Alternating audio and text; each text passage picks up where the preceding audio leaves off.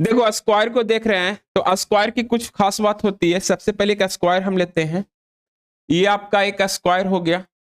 Square की खास बात ये होती है कि इसकी सभी साइड आपस में इक्वल होती हैं, यानी कि हम लिख सकते हैं तो A B equal to B C equal to C D equal to A D, ये चारों साइड आपस में क्या होंगे, इक्वल होंगे। मतलब ये साइड ये साइड ये साइड ये साइड, ये चारों साइड आपस में क्या होंगे, इक्वल होंगे। इसके बाद अगर हम एंगल की बात करते हैं तो एंगल ए इक्वल टू होगा एंगल बी इक्वल टू होगा एंगल सी इक्वल टू होगा एंगल डी। और ये एंगल जो आपस में इक्वल होते हैं, ये सारा का एंगल होंगे वो 90 के बराबर होंगे। किसके बराबर होंगे, 90 के। और अगर हम बात कर ले सम ऑफ ऑल इंटीरियर एंगल का, ठीक है, इंटीरियर एंगल का, तो ये आपका 360 होगा। कितना होगा, 360। ऑल इंटीरियर एंगल जो होगा वो आपका क्या होगा, 360 होगा। दूसरी सपोज दैट, यानी कि अगर हम बात क्या कहने का तात्पर्य हुआ कि angle A plus angle B plus angle C plus angle D अगर हम करते हैं तो ये आपका 360 के बराबर होगा। ठीक है। अब दूसरी बात अगर हम बात कर लें कि इसमें अगर हम डायगोनल देते हैं, क्या देते हैं, डायगोनल, यानी कि यहां से इस पर एक डायगोनल पड़ेगा और यहां से एक यहां डायगोनल पड़ेगा, एक डायगोनल यहां से और एक डायगोनल यहां से। अब यहां जो डायगोनल बना, ये जो मेरा दो डायगोनल हो गया, पहला डायगोनल हो गया ए सी और दूसरा डायगोनल हो गया बी डी, ये दोनों आपस में इक्वल होंगे, ये दोनों आपस में इक्वल होंगे। और अगर ये दोनों डायगोनल इक्वल के साथ साथ एक दूसरे को बाइसेक्ट करेंगे, अर्थात इसको दो इक्वल पार्ट में डिवाइड करेंगे। इसको कितने इक्वल पार्ट में डिवाइड करेंगे, टू इक्वल पार्ट। यानी कि अगर हम इसको यहां पर एक बिन पॉइंट ओ लेते हैं तो इसके हिसाब से ए ओ बराबर ओ सी होगा और बी ओ बराबर ओ डी होगा। और एक बात और याद रखिएगा, जबकि ये डायगोनल दोनों आपस में इक्वल था, डायगोनल आपका क्या था, इक्वल था, तो डायगोनल इक्वल होने की स्थिति में एओ और ओसी तो आपस में बराबर होगा ही, बीओ और ओडी आपस में बराबर होगा ही, साथ ही साथ ये चारों के चारों इंटरसेक्टर आपस में इक्वल होंगे, चारों के चारों इंटरसेक्टर आपस में इक्वल होंगे। यानी कि अगर हम बात कर लें नंबर ऑफ एंगल की तो इसमें 4 एंगल होंगे, नंबर ऑफ साइड की तो इसमें 4 साइड होंगे और नंबर ऑफ डायगोनल की तो इसमें 2 डायगोनल होंगे। ये क्लियर। अब इसकी वर्टेक्स की अगर बात करें तो नंबर ऑफ वर्टेक्स भी आपका कितना होंगे, 4 होंगे, नंबर ऑफ वर्टेक्स 4 होंगे। आपका वर्टेक्स कौन कौन हो जाएगा, तो ए बी सी और डी, इसका टोटल वर्टेक्स आपका कितना होगा, 4 होगा। क्लियर। बात करेंगे एडजेंट एंगल और एडजेंट साइड के। अगर देखिए एक ये स्क्वायर है, एक स्क्वायर है, तो यहां पर इसको नाम देते हैं ए बी सी डी। एक बात जान लीजिए, अगर एडजेंट एंगल या एडजेंट साइड की बात करें तो एडजेंट का अर्थ होता है पड़ोसी वाला। मतलब कि अगर हम एडी की बात करें तो एडी का एडजेंट एंगल जो आपका होगा डीसी भी हो सकता है या एबी भी हो सकता है। क्यों कि इसके बगल में ए भी है और इसके बगल में ए भी है, समझ रहे। तो इसका एडी का एजेंट एंगल डीसी भी हो सकता है, सॉरी एजेंट साइड डीसी भी हो सकता है और एबी भी हो सकता है। उसके बाद अगर हम बात कर ले डीसी का, तो डीसी का एजेंट एंगल एजेंट साइड कौन कौन हो सकता है, इसका हो सकता है, एडी हो सकता है या बीसी हो सकता है। एबी कहां से होगा, ये यहां एबी इसके सामने है, नहीं होगा। फिर उसके बाद अगर हम बीसी की बात कर लें तो बीसी का एजेंट साइड क्या होगा, ये बीसी ए है तो इसका एबी भी हो सकता है और सीडी भी हो सकता है। अगर ठीक उसी प्रकार से अगर हम बात कर लें किसका, एडी का, एबी का, तो एबी की बात कर लें तो एबी साइड ये है तो इसका एजेंट साइड एडी भी हो सकता है और उसके साथ साथ क्या बीसी भी हो सकता है। क्लियर। तो ये आपका हो गया एजेंट साइड। अब अगर एजेंट एंगल की बात की जाए, माने पड़ोसी वाला एंगल, तो देखो एंगल की बात की जाए तो एंगल ए है तो एंगल ए का जो एजेंट एंगल आपका होगा, एंगल ए का एंगल बी भी हो सकता है और एंगल डी भी हो सकता है। आई होप क्लियर। उसी प्रकार अगर हम बात कर लें तो एंगल, अगर सी की बात करते हैं तो एंगल सी का एजेंट एंगल क्या क्या हो सकता है? एंगल सी यहां है तो एंगल बी और एंगल डी, एंगल बी और एंगल डी। उसी तरह अगर एंगल बी की बात कर ले तो एंगल बी का एजेंट एंगल कौन कौन हो सकता है? ए और सी, ए और सी, एंगल सी। अगर उसी तरह एंगल डी की बात कर ले तो एंगल डी का एजेंट एंगल कौन कौन हो सकता है? एंगल ए और एंगल सी, एंगल ए और angle C. I hope clear. अब देखिए एक वेरी इंपॉर्टेंट पॉइंट्स, किसी भी क्वाड्रिलेटरल में, यह स्क्वायर है सिर्फ स्क्वायर में नहीं, किसी भी क्वाड्रिलेटरल की बात करें तो अपने एजेंट्स जो एंगल होंगे इसके, वो एजेंट एंगल के साथ अगर वो जुटेगा तो 180 डिग्री बनाएगा। मतलब कि ए को, एंगल ए को अगर एंगल बी के साथ जोड़े फिर भी, या एंगल बी को, सॉरी, एंगल ए को एंगल डी के साथ जोड़े, दोनों स्थिति में ये 180 डिग्री का एंगल बनाएगा। आई होप क्लियर, समझ रहे बात को? क्या हम बोले, फिर से समझिएगा। हमने आपको बोला कि जैसे एंगल सी ये है, एंगल सी का एजेंट एंगल एंगल बी और एंगल डी है, तो एंगल सी जो है अगर एंगल बी के साथ जुड़ेगा फिर भी, या एंगल सी जो है एंगल डी के साथ जुड़ेगा फिर भी, ये आपको 180 डिग्री का कोण बनाकर देगा। क्लियर? मतलब कि कोई भी अपने एजेंट एंगल के साथ अगर जुड़ता है तो कितना डिग्री का कोण बनाएगा? 180 डिग्री का। और ऐसा नहीं है कि सिर्फ यह स्क्वायर में ही होगा, एनी क्वाड्रिलेटरल, किसी भी क्वाड्रिलेटरल में चलेंगे तो ये रूल इसका फॉलो होगा। आई होप क्लियर। अब देखिए अगर हम बात कर लेते हैं उसी के साइड, अगर एक्सटर्नल एंगल की बात कर ले तो सबसे पहले देखते हैं कि एक्सटर्नल एंगल बनता कैसे। ये आपका एक स्क्वायर है, ठीक है। इसी स्क्वायर में इस साइड को अगर हम आगे की ओर बढ़ा देते हैं, इस साइड को हम यहां लेके चल जाते हैं, इस साइड को यहां लेके चल जाते हैं, इस साइड को यहां लेके चल जाते हैं और इस साइड को यहां लेके चल, और यहां जाने के बाद यहां एक एंगल बनेगा, एक एंगल यहां बनेगा और एक एंगल यहां बनेगा और एक एंगल यहां बनेगा। वेरी इंपॉर्टेंट पॉइंट याद रखिएगा, ये आपका हो गया एक्सटर्नल एंगल। क्या हो गया? External angle. और एक चीज वेरी इंपॉर्टेंट पॉइंट, अगर एंगल ये 1 है, ये एंगल 2 है और एंगल 3 है, एंगल 4 है, तो अगर हम एक्सटर्नल एंगल को जोड़ते हैं, यानी angle 1 plus angle 2 plus angle 3 plus angle 4 करते हैं, इस स्थिति में आपका जो मान होगा वो 360 के बराबर होगा। किसके बराबर होगा?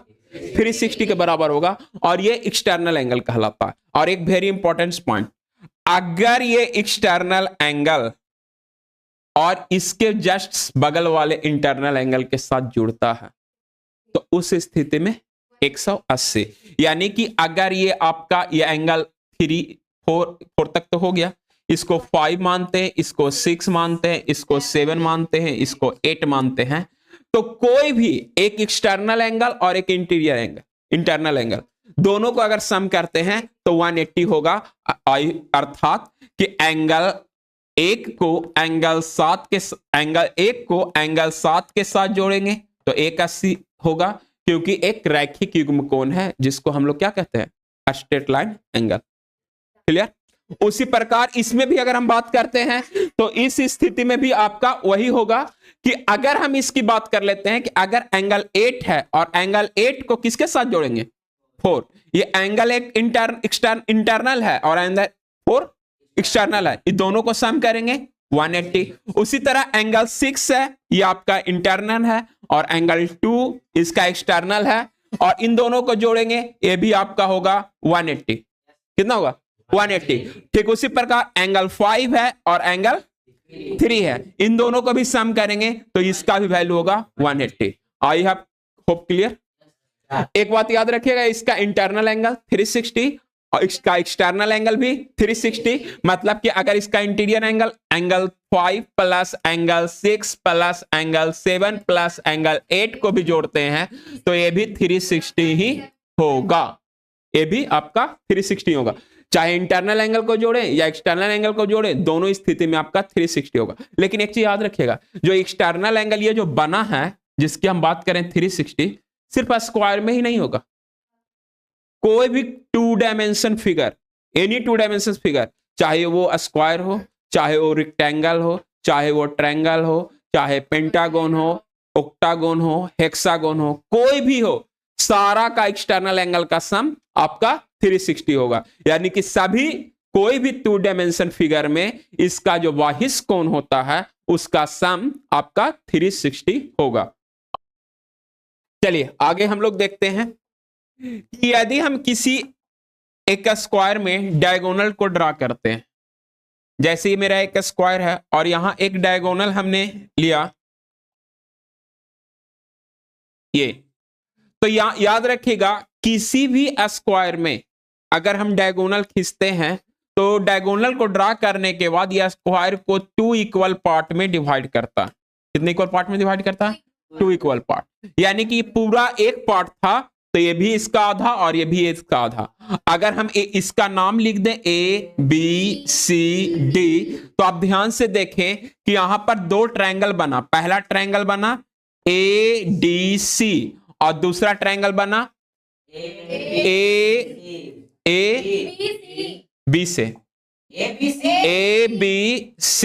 ये 2 ट्रायंगल बना। और एक खास बात याद रखिए, एरिया की बात कर लें, area of triangle ADC equal to area of triangle ABC। दोनों का एरिया क्या होगा? सेम होगा। दोनों का एरिया सेम होगा। और अगर हम इसी दूसरे फिगर की बात कर लें और इसमें अगर हम स्क्वायर बनाते हैं, हाँ, उससे मतलब नहीं, ये ट्रायंगल का एरिया और इस ट्रायंगल का एरिया अलग अलग भी निकालेंगे तो दोनों का एरिया सेम हो सकता है। यानी कि अगर हम यहां पर बात कर लें, एक ऐसे भी कह सकते हैं कि अगर हम बात कर लें कि एरिया ऑफ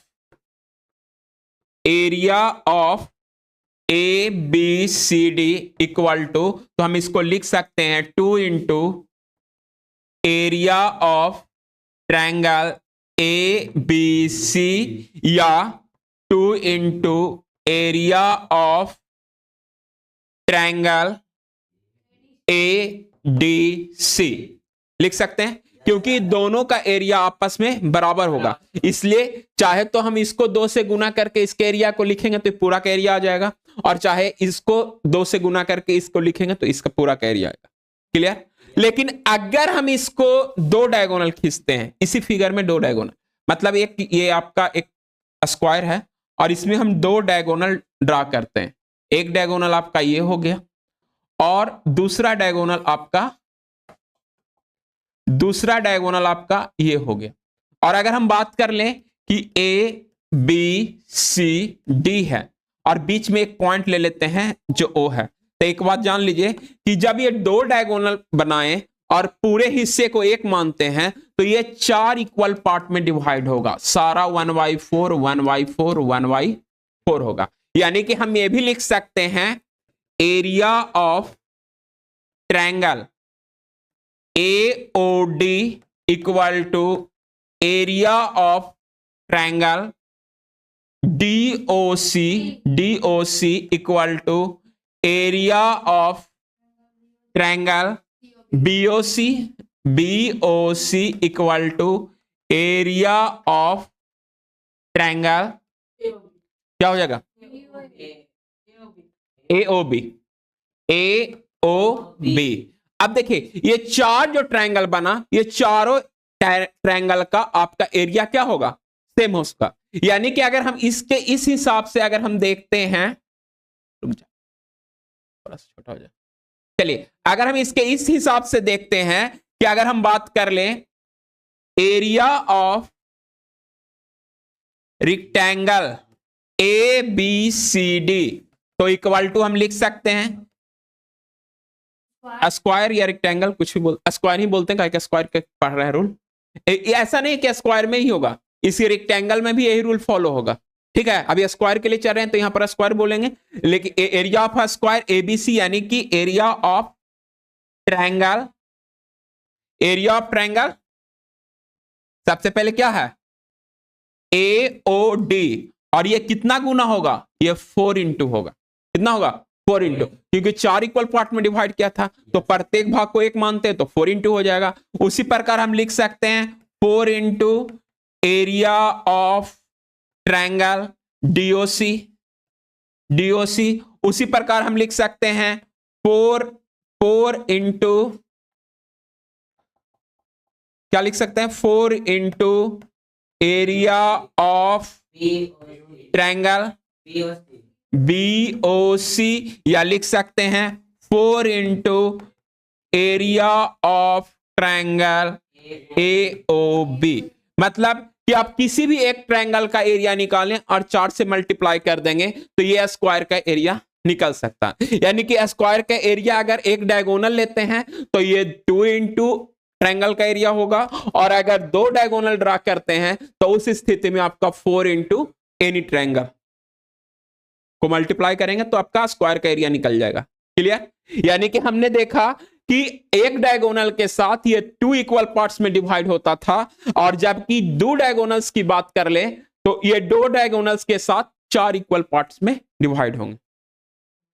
चलिए देखिए, अब हम लोग बात कर लेते हैं अगर इसमें इसके फार्मूला की, स्क्वायर का जो फार्मूला होता है उसके बारे में। तो देखिए स्क्वायर की हम बात कर लेते हैं, तो पहले क्या छोटा सा स्क्वायर बना लेते हैं। इसमें स्क्वायर में आपका होगा क्या, एक डायगोनल भी खींच लेते हैं। तो देखिए सबसे पहला आपका हो जाएगा एरिया ऑफ स्क्वायर, तो ये आपका होता है साइड का स्क्वायर, यानी अगर इसकी साइड को अगर A मानते हैं तो इसको हम लोग A स्क्वायर भी लिख सकते हैं, इसको लिख सकते हैं। ठीक है, उसी तरह अगर हम बात कर लें, अगर हम पेरीमीटर की बात कर लेते हैं, पेरीमीटर ऑफ स्क्वायर की, तो देखिए इसमें टोटल साइड कितना होते हैं, 4 साइड होते हैं, और पेरीमीटर किसी भी 2 डायमेंशन फिगर का निकलेगा तो उसकी सभी सम ऑफ ऑल साइड होता है, सम ऑफ ऑल साइड। तो यहां 4 साइड था तो इसको लिख सकते हैं 4 इंटू साइड, या इसी को लिख सकते हैं 4A, क्योंकि यहां पर साइड को हमने A माना था। दूसरी अगर हम बात कर लें डायगोनल की, तो यहां पर डायगोनल एगो था, इसको लेंथ ऑफ डायगोनल भी कह सकते हैं। लेंथ ऑफ डायगोनल की अगर बात कर लेते हैं तो देखो लेंथ ऑफ डायगोनल निकालने के लिए सबसे पहले एक बात को ध्यान रखेंगे, यहां पर एक 90 डिग्री का एंगल बना। 90 डिग्री का एंगल बनने के बाद ये अगर हम ट्रिपलेट से देखते हैं तो इसका हाइपोटेनस, इसका बेस और इसका हाइट हो जाएगा। और आपने एक फॉर्मूला पढ़ा था H का स्क्वायर बराबर P का स्क्वायर प्लस B का स्क्वायर, ये फॉर्मूला आपने पढ़ा था,